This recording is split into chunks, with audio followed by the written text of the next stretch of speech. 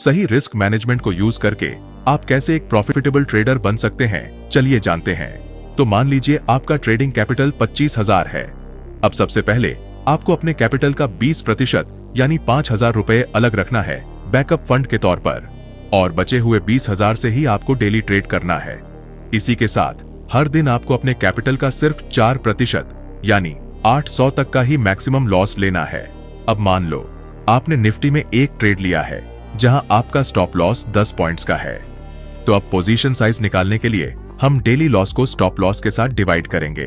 तो आंसर आता है 80 क्वांटिटी।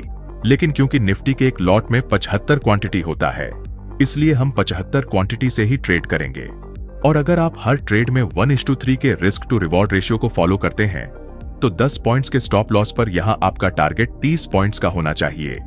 अब अगर आप इन रूल्स को फॉलो करके एक महीने में 12 दिन लॉस करते हो तो आपका टोटल लॉस होगा 9,000 का।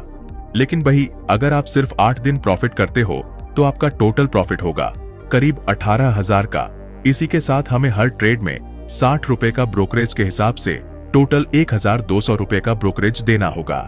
तो अगर हम टोटल प्रॉफिट में से लॉस और ब्रोकरेज को माइनस करें तो भी एक महीने के एंड में आप 7,800 रुपए के प्रॉफिट में रहेंगे।